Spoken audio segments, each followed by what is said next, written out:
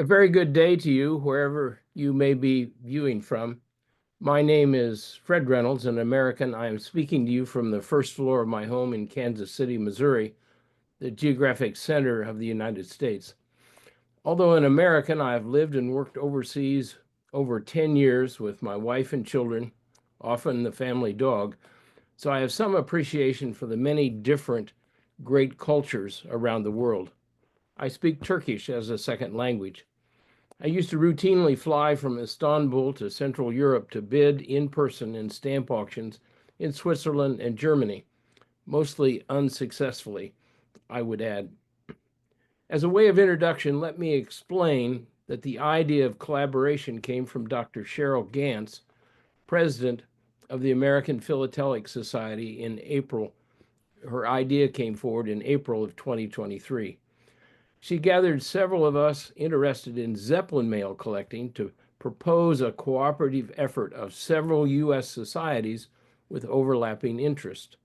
We planned and executed her vision at the Great American Stamp Show that year, 2023. We discovered that there were dedicated collectors and researchers working in the combined airmail, airships, Zeppelins, dirigibles, etc., eager to share what they knew. Sometimes those around us Zeppelin collectors refer to us as having a Zeppelin fever, which is very contagious. As a result, this fever has grown into a bonfire, a fire to burn down the barriers between societies and clubs. This slide before you depicts how we have grown, spread, diversified geographically and philatelically. The third slide today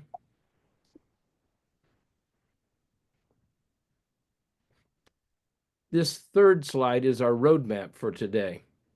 To use an American baseball analogy, my job as the first batter up is to get to first base, to be followed by powerful long ball home run hitters who will explain the details of this positive, expanding effort of collaboration. Enough of me. Let me introduce that first home run hitter, David Ball, a seasoned U.S. military leader who, as the president of the American Airmail Society, brings a vision, energy, and enthusiasm to his society and to our collaboration crew efforts. David, over to you. Right, thank you. When I first heard that societies were going to try to collaborate, I'm trying to imagine why collaborate. I mean, what value does that support? I mean, we're all kind of doing our own thing. We joined our societies because we're interested in those kinds of things. So what's the purpose of us trying to partner with other organizations? Next slide. Well, I mean, first of all, there are limits to what an individual can do, right? If you wanted to create some structure like the pyramids, I mean, it's simply not possible, right? I mean, if we want to create great things, then we're going to have to do great things together. And when we do create great structures, it creates a tremendous amount of value, not just to us, but to people in the future. So, you know, you look at this bridge, and at some point they decided to build it, and it was of use to the people that built it, but that bridge is standing for 50 years, for 100 years. So now people can easily get from one side of the river to the other. And it's because people before them decided that they were going to partner and they were going to work together to create something larger than themselves. And when we think about how much work it's going to take to accomplish these big things, it can be kind of intimidating. We can think, you know, I don't have that kind of bandwidth. I don't have that kind of energy. I'm getting older. But John Haywood said hundreds of years ago, he said, you know, many hands make for light work. So when you see a barn raising, it's a bunch of people who have a shared vision, who know that if everybody does their part, then it's going to get done. Next slide. You know, when you walk into a stamp show and you go to a dollar box and you pick up an envelope, You have no idea what you're going to find. I think that's part of what the allure is, right? And when you look at that envelope, it has lots of different elements to it. It may have auxiliary markings, or it might have an interesting rate or a route or sensor markings, or from somebody interesting or to somebody interesting, or content. And the things that entice us, the reason that you pick up that cover, the reason that you buy that cover, are going to be based on the kinds of interests you have. And when you have those interests, we have a tendency to kind of find people who are like-minded, right? So you start out and you have no idea. Everything is just all over the place. But what ends up happening is like-minded elements seem to kind of come together, and the military postal history people kind of have the same kinds of interests, so they collect the same kinds of covers and they do the same kinds of research. And then you have these wonderful societies. And so over time, you start out with something that is essentially random. You could pick it up and it could go in any direction or no direction. And over time, it ends up getting more and more ordered to a point where you can go to a table at the Military Postal History Society and pick up their dollar box, and it'll be quite ordered. There'll be a great deal of understanding, and it'll make a lot of sense. Next slide. And so I was thinking about the the relationship between things being very specialized and being generalized. So for specialization, which is what we see in our philatelic societies, you get a great deal of expertise. Okay, so you get this microscope and you're looking at all the details and the varieties, and you're doing censuses, and you could pick up something and you could tell us everything there possibly is to know about that piece. And that's very powerful, right? I mean, you generate a great deal of research knowledge in that way, of having that expertise, of putting things under a microscope. But I question whether or not there's actually a downside to that. And that is, do you get kind of stovepiped, right? If it's not exactly sitting in your criteria, then you have no idea what it is. And what is its relationship to the greater world? What is its significance to things outside of the things that your society collects? So while you get that focus of being under the microscope, you also get kind of stovepiped. And so I'm looking at this picture over here on the right, and I see this animal, and I see the grass, and I see the ruins of a city and the mountains and all this kind of stuff. And if you looked at any one of those things, you'd have no idea where you are. All right. But if you put them all in the same picture, if you interact with them, then all of a sudden you have context, you have relationships. And it turns out that the context and the relationship end up being so much more interesting than simply knowing all the detail.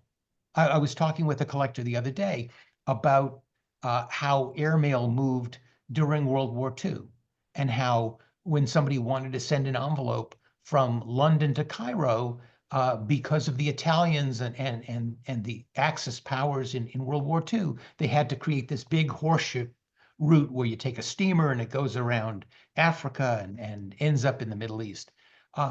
You wouldn't have that kind of context and relationship if all you were doing was looking underneath a microscope.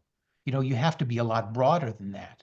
And so, how do we do both of these things? How do we get the value of being under the microscope and understanding all that rich detail, and at the same time being able to understand how it fits into a larger context? Slide. So I think that's where collaboration crew and the idea, the value of societies comes into play. So the value of societies is that it's able to concentrate resources, it encourages specialization, and then once they've created it and they've got their magazine, then they disseminate that research, that they're preserving knowledge, that they're promoting philately outside of the things that we collect. And and those are all wonderful. You know, we shouldn't want to move away from having specialized societies, but we want to go a step further. Now that we have that specialization and being able to disseminate that research, we want to be able to partner between societies and get that richer context. Slide.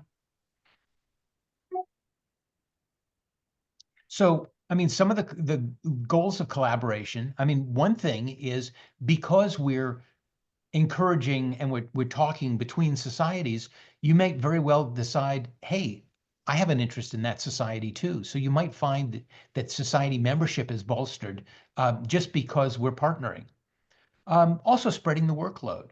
I mean, if we wanted to create a database and that was a big job, it could be a bit like a barn raising, right? There may be some people that have some talent in one organization, and we might want to use that with a second organization. I was just on the phone last night talking about databases, and the collector said to me, "Hey, you know, I'm associated with APRL, and I think they might have an interest in that." So I'm going to get on the phone with them and talk about how we might be able to spread the workload and inject area expertise.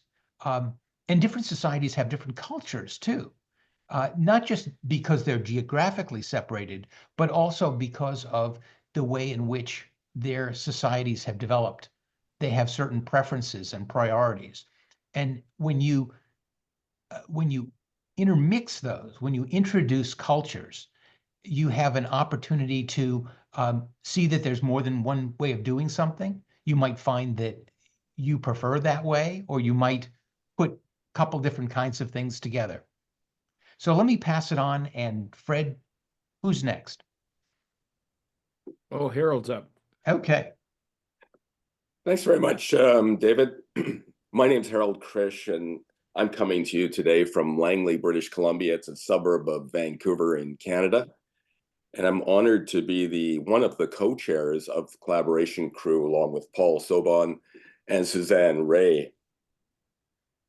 This particular section that myself and David will be talking to you about is designed to afford insights into what the collaboration crew has done thus far, what we're in the midst of, and where we're working towards. And to do that by giving some concrete examples that will facilitate an understanding. And the only place to start really is, what guides and directs us.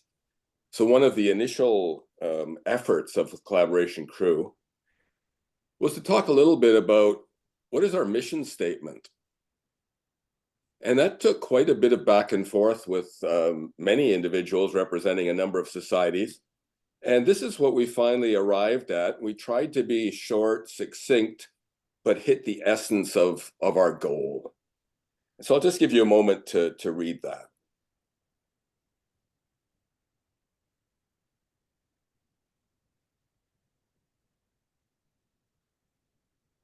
How are we accessible? Where can you find collaboration crew? Where can you locate some of the work that we've been doing and the research that we've been working with? We do have a website, simply collaborationcrew.org. It's still in its formative stages, but definitely accessible to all of you out there. We have a segment, a Facebook page, simply called Collaboration Crew. Approximately 70 current members on there, a little bit more interactive and keeps you up to date on things that are happening, things that you could be aware of or could participate in, or have your society or philatelic organization participate in. If you have your iPhones handy, quick scan of the QR code here will give you that link directly to the Facebook page. We do have a little process to go through prior to acceptance. Highly recommend that if you have interest that you check that out. We also have Zoom sessions, and our next Zoom session will be coming up on April the 5th, 8 o'clock Vancouver time, 1600 in London, 1700 in Geneva. If you are interested in getting access to this Zoom session and joining us for some of the conversations and also the agenda for that session, please don't hesitate to drop me an email, and my contact information is available at the end of this session.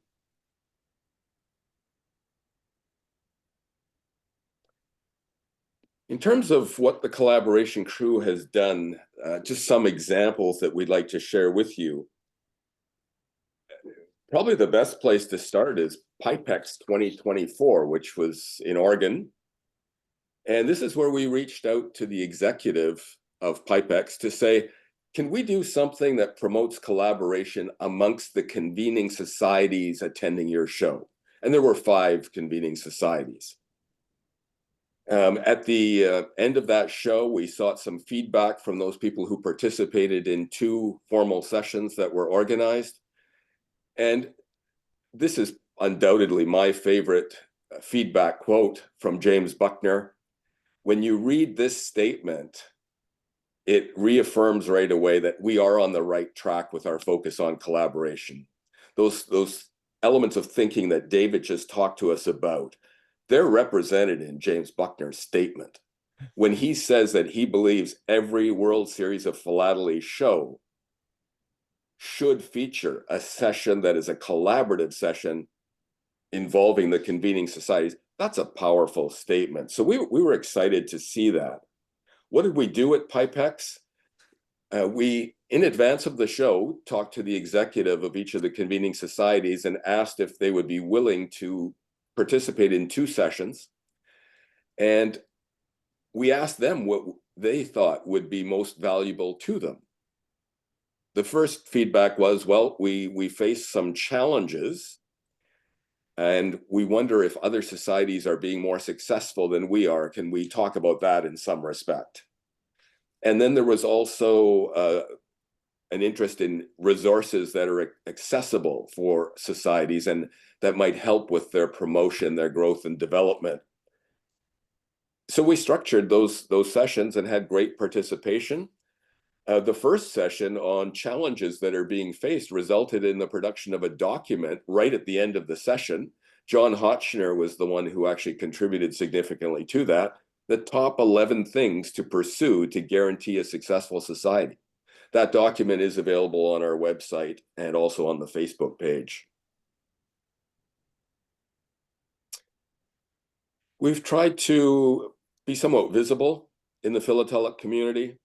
That's included being present at some significant international shows, Stampex, GAS in August, including doing presentations. You see David there kicking us off. We have, this is actually taken from the GAS program. And I thought it was worthwhile putting in there because I had been asked by the International Society of Japanese Philately if I would do a presentation. And I said, absolutely. And it was a fairly specific presentation, as you can see there, the 1919 Ninoshima POW camp exhibition and its postcards. My request of the ISJP was there might be overlap with this presentation with many other societies. Do you have an issue with me contacting those societies to see if they would also be supportive of this session, have it listed as such in the GAS program, thereby having more people with an opportunity to attend the session that might reflect some of their interests? And so in the GAS program, you will notice that the societies that are mentioned, Collaboration Crew, German Philatelic Society, the German Colonial Group, the ISJP, International Society of Japanese Philately, Military Postal History Society, all supported that particular session, which tends to ensure better attendance at the shows as well, and facilitates more collaboration afterwards. When people approach you to say, hey, Harold, I wasn't sure that anybody was doing work in this area out there. Can we talk a little bit about how you do the research on some of these things? And so that, again, very strongly supported the notion of the importance of collaboration.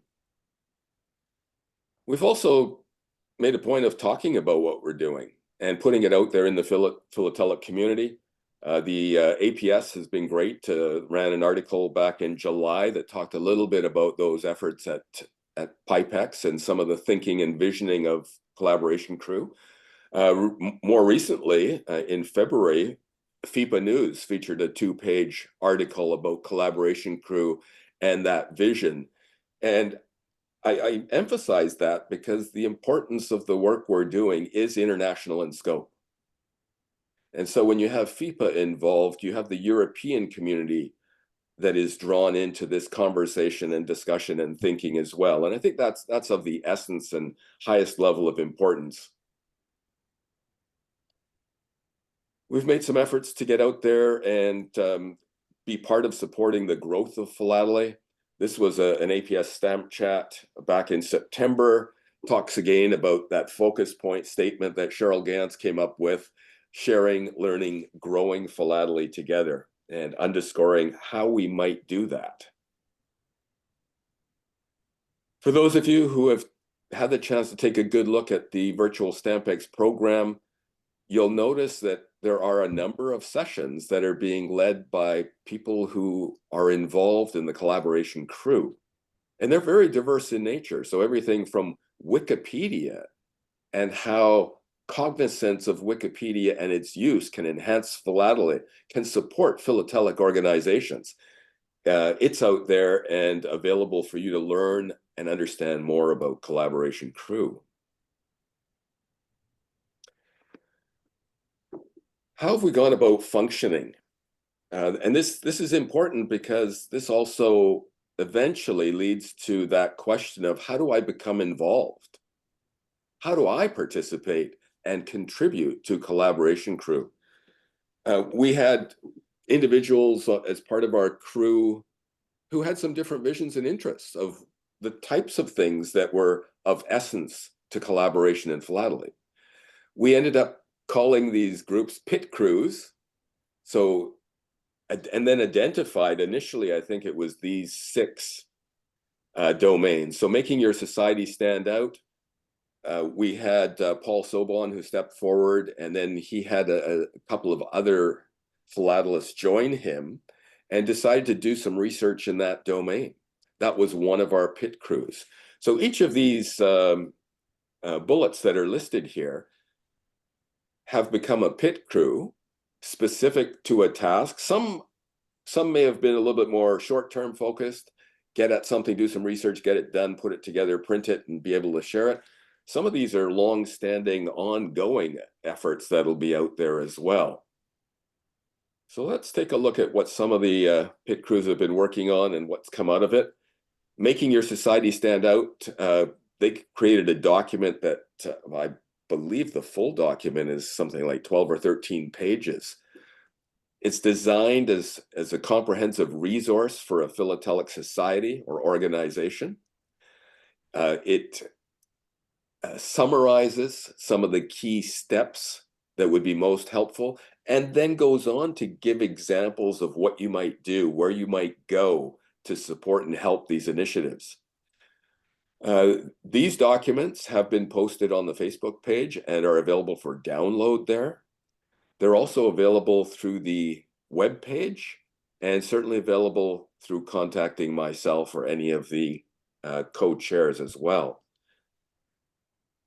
Social media strategy guide for stamp clubs and societies. Social media, an important component of collaboration, connecting. So how do you do that well? What are some steps that can be taken? Who can we learn from? Where do you go to do that? What are the key steps to having a comprehensive, meaningful approach? So this document should be quite helpful for societies in all of those domains. We also have a document that's called Ways to Collaborate in Philately.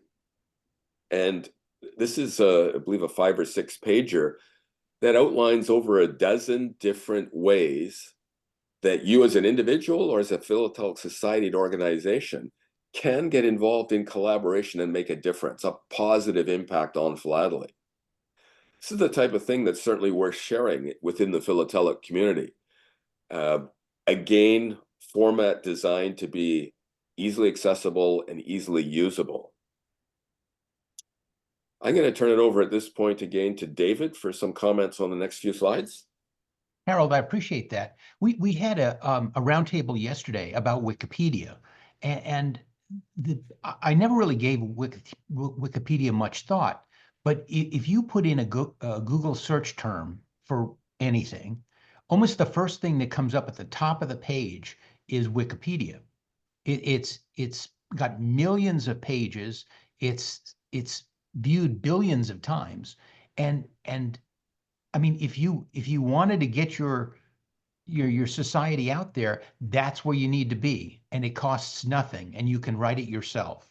So it's a little difficult to see, but over on the left, that's what our the American Airmail Society's Wikipedia page looked like for 20 or 30 years. I mean, we didn't pay any attention to it. I don't know who did it. It's got a big thing on the front that says, this requires verification. You know, there are no images, there's no logo, there are no links. And I just never paid any attention. But because of Collaboration Crew, and particularly Jim Hill, he said, you know, if we want to get noticed, if we want to be able to partner, the one of the best ways to do that is to spend a little bit of time and write your Wikipedia page and make that where the links work and make it interesting and inviting. And so we decided that we were going to do that with the Airmail Society. So we put our logo on there, we put images, we wrote a little bit about the society and about aviation. I could have the next page. And it's not all that long. I mean, I guess it's 2 pages here, but it gives you all the useful links. And I highlighted this one little piece because it has to do with what we're talking about today. So the next step is to partner with other philatelic organizations to broaden and deepen knowledge in the field. As a founding member of Collaboration Crew, AAMS explores how to maximize joint opportunities like the International Digital Membership. So this was something that grew right out of Collaboration Crew with FISA, which is the International Organization of Aero and Astro Societies. And we took to them the idea that if you had a member who's a full member of your organization, but they wanted to become an associate member of another organization, could we do that for a nominal fee? And as long as it didn't cost the other society anything, as long as you're not printing a magazine, it turns out that it's a very easy thing to do. And what you're doing is you're really encouraging people to explore your website, explore your electronic journal, interact with your members, be on your Zoom calls, be in your club auctions, whatever it is that your society does. And so FISA looked at this and they said, yeah, we'll do that. We'll have an international digital membership. So if you're a member of the American Airmail Society, for an additional $8, you can be a member of 3 other international societies.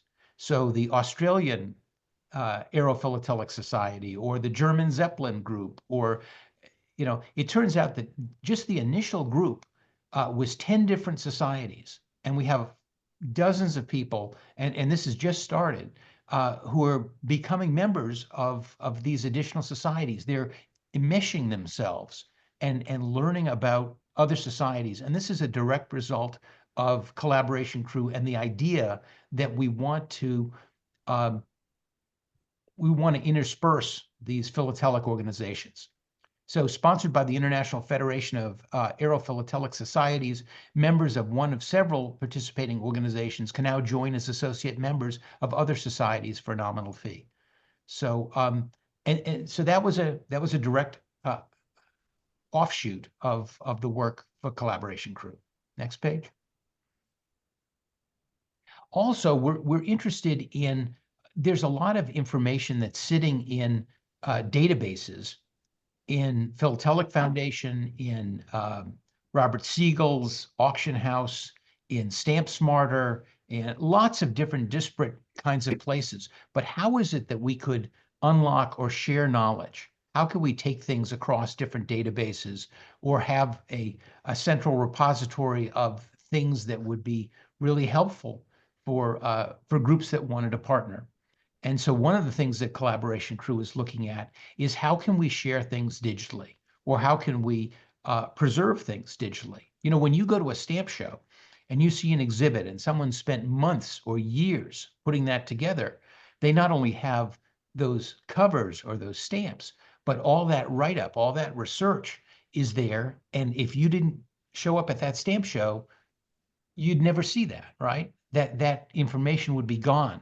But if you could store those exhibits, then people could refer to them, then judges could prepare to be parts of juries, then exhibitors could see how to better exhibit something that's similar. So we're interested in how we can share knowledge. And that's one of the things we're working on. Next slide. Oh, and this happened a month or two ago. I found an interesting piece of postal history. A grandmother is writing to her grandson for the first time, and he was on Wake Island, and at the start of World War II, and he ends up getting interred in Shanghai, and I didn't know anything about World War II or about military postal history. But I wanted to write an article about it, and because of the encouragement from Harold and others, I went to the Military Postal History Society and I said, "You guys wouldn't happen to know anything about this guy or what might have happened to the people who were removed by the Japanese off of the island?" And I ended up getting, probably within a week, I had 6 guys, and they sent me all these different attachments, and I got specific information on this particular sailor and what happened to him, how he died in the camp, um, uh, just a trove of information that if I had simply stayed in my lane, I would never have been exposed to. And I ended up writing an article that's going to come out in our publication in a month or two. And it is so rich, but it's rich because the people in the Military Postal History Society were very giving of their research and their time. And it's encouraged me that I want to do more of that. You know, I want to find more ways that I can find something that I have a little bit of an interest in, but really not a lot of knowledge, and find another group that has that and partner with them. Next. David, that was a great example that you just shared with us. And when you submitted that slide for this presentation, it prompted me to also tell about my experience with this particular slide and article. And I chose to share this because, again, it's very focused on collaboration, but it pushes the boundaries even further outside of philately. And I think as philatelists, that's an important thing for us to do in this day and age, to promote the collaboration right out into the community. And whether that's with other historians or educators, it doesn't matter. But this is the German Philatelic Society ran this article. It's about a 7 or 8 pager. And that was really helpful because a number of people ended up seeing it. But this individual that I co-authored this piece with is not a philatelist. Erica Berg was trying to do research on her great-grandfather who was in a Japanese POW camp in World War I. And in her process of research, she didn't get anywhere with the genealogical societies. She ended up spending some time in Washington, D.C., somebody there in the library helped her to say, "Hey, here's some online stuff. There's a presentation that was done for the APS about this topic. You might follow up with this individual." So she ended up going through the APS, contacted me, and I ended up having 5 pieces of correspondence from her great-grandfather in my collection. She'd never seen his handwriting before, so she was ecstatic. What I did at that point was asked her some questions about what she was doing and how long she's been working on the genealogical side. And she has done an amazing amount of work. on the Japanese side of her family. But she hit some roadblocks, and she was so delighted that I was able to contribute to certain things through a philatelic entity. So I asked her if she would be willing to write about that with me. Once this article was published, there were 2 genealogical societies that ended up contacting me and asking questions about, so walk us through this. How can philately help us further in promoting connections? And that's such an important step, to go outside of philately with the work that we do. And that's a significant part of collaboration as well. So I wanted to share that with you. Earlier, I had outlined 6 pit crews that were at work and have been working for the collaboration crew. This is not by any means an extensive listing of groups and the work that needs to be done or could be done. Not at all. It represents the focus, interests, and visions of those initial members of collaboration crew. We need your help. We need your contributions to push our efforts even further, to promote philately in an even stronger way. So one of the things that I'm appealing to you today is to give some consideration to starting or joining a pit crew. You might have some great ideas related to collaborative efforts amongst philatelic organizations and societies that would make a difference. There's others that likely would support that as well. You know, supporting the success of societies, including ones that you belong to, it's important. We're facing some challenges. So how do we do this? What entities would help us with those things? So your thinking around that is quite useful and helpful. We would encourage you to give thought to some of the challenges that are out there, some of the successes that you might be familiar with. I listed the challenge of society editors, finding them, having them. How do you locate a quality editor in this day and age? When editors disappear or pass away, it often has significant implications on what we're able to share and publish. So that's a domain that, you know, the thinking's out there. That might be a great pit crew to get started and work on. And I've given just a couple of other thoughts that I put together here on this page as well. If you are able in any way, shape, or form to help with collaboration crew, a lot of different ways to get involved. If you're interested in working with a pit crew that's already established, I've listed here the key contact email addresses for those individuals. So David, who you've run into today already in terms of data sharing and storage, the big global perspective on things. Paul Sobon, making your society stand out, questions or follow-up, extra contributions to what that group has already put together. There's his contact information.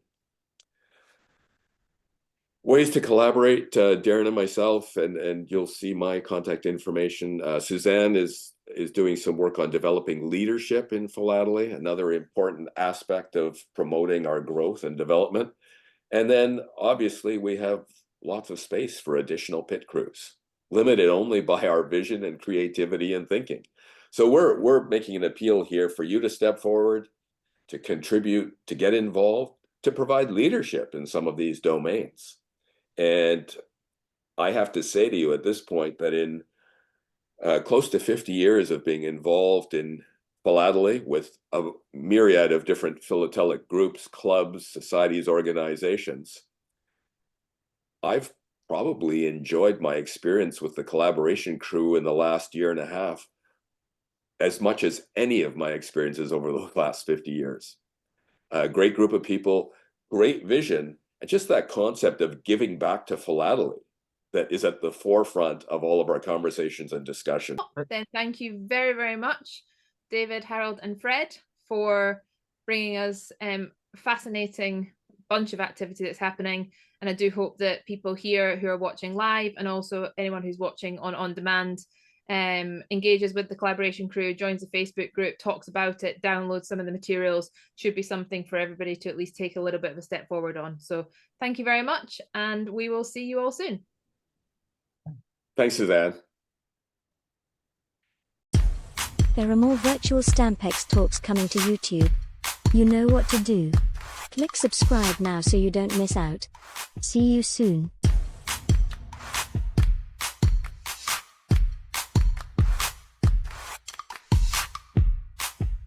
We hope to see you at our next Stampex show, at Virtual Stampex or in person in London.